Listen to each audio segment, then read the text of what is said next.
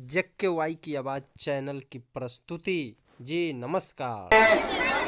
सभापति के रूप में मैं माननीय श्री जलेश्वर यादव को संबोधित करता हूँ। मैं इनका समर्थन करता हूँ। एक साथ बोलेंगे भारत माता की, भारत माता की वंदे। माननीय सभापति महोदय से आग्रह करता हूँ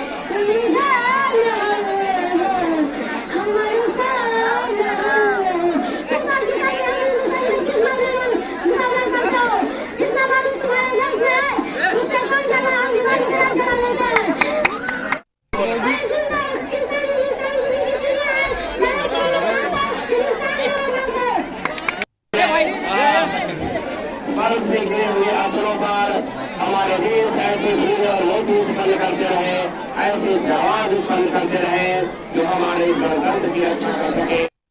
और जन्मभूमि और पानी और चरक हमारे यहाँ हम सब में शामिल है कि हम सब में शामिल है, लेकिन फिर भी सबसे अलग चमकते रहते हैं। कभी सुना है मदर ब्रिगेड, मदर अमेरिका, लेकिन विश्व में हमें एक मौके ऐसे देता है जो अपने देश को, जो अपने मुल्क को माँ कहते हैं।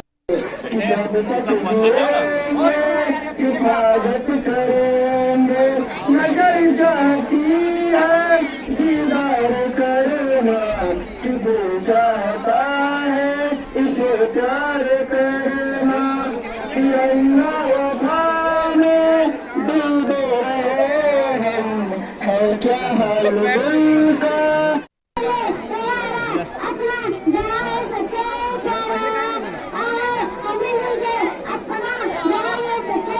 पूर्वक सुनेंगे पूरी न्यूज को। आपके भविष्य को उज्जवल करेगा। इसके लिए जो नहीं सुनेंगे तो घर जाने के बाद बहुत पछताएंगे। तो इसके लिए कोचिंग सेंटर मानिक चौक में आयोजित गणतंत्र दिवस समारोह में आए हुए सभी आगंतुक, विद्यालय के सभी शिक्षक वृंद, सभी छात्र एवं छात्राएं, सबों को सबसे पहले गणतंत्र दिवस की हार्दिक बधाई, कोटि कोटि धन्यवाद। आज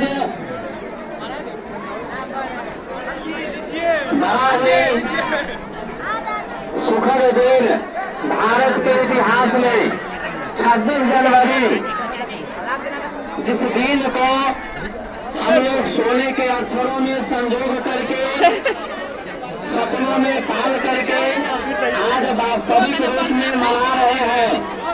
यह 26 जनवरी 1930 के समय जब हम चलते हैं तो सबसे पहले भारत का स्वतंत्रता दिवस 26 जनवरी 1930 को ही मनाया गया था। उस समय हमारा देश आजाद नहीं हुआ था, लेकिन हमारे देश के नीति नियंताओं ने, राष्ट्रीय नेताओं ने 26 जनवरी को स्वतंत्रता दिवस मनाने का संकल्प लाहौर सम्मेलन में लिया था। कांग्रेस के लाहौर अधिवेशन में गुलामी नदी के किनारे हुआ था।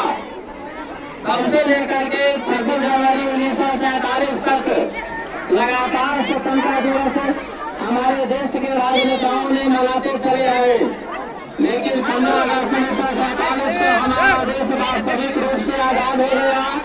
और यह जो दिन था, यह सोने के अक्षरों में लिखा हुआ दिन था। इस दिन को भी हम भूल नहीं सकते थे।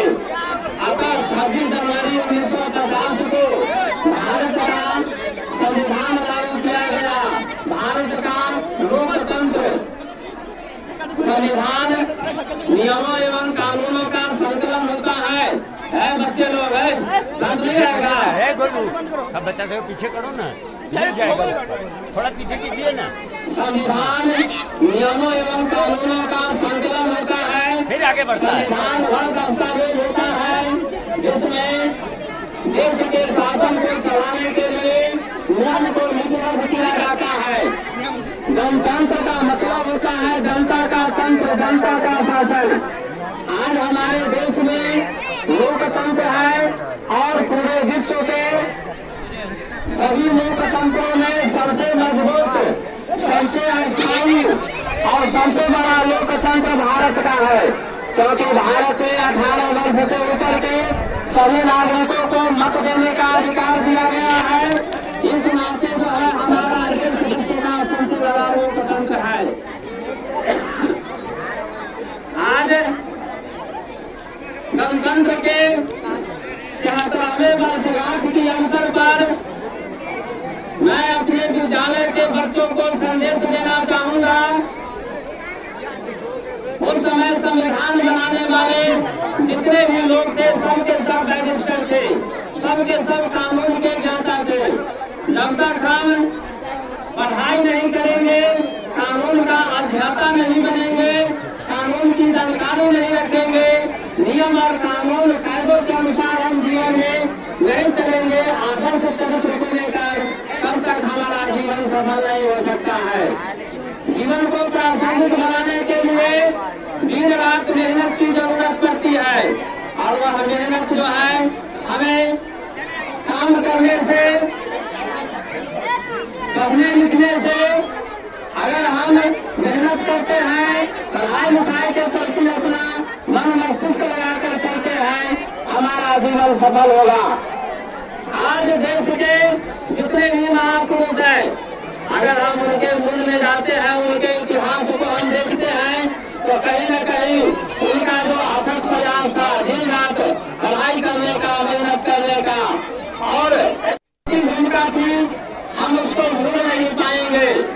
आज हम लोग आजाद भारत के आजाद नागरिक कहलाते हैं, और इस नाते हम सबों का परम जीवन को व्यवस्थित करें, जीने की ओर जीने की कला विकसित करें।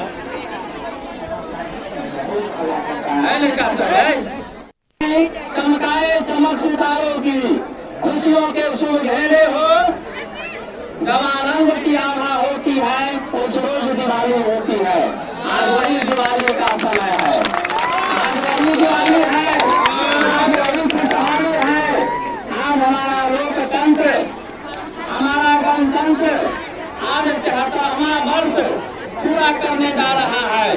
आज हमारे देश का जो लोकतंत्र है देर रात अपनी सर्वोच्चता की ओर अग्रसर हो रहा है। आज हमारे भारत की जो स्थिति है, पूरे विश्व के मानचित्र पर भारत का नंबर 1 स्थान है। यहाँ का लोकतंत्र एकता में अनेकता में एकता का परिचय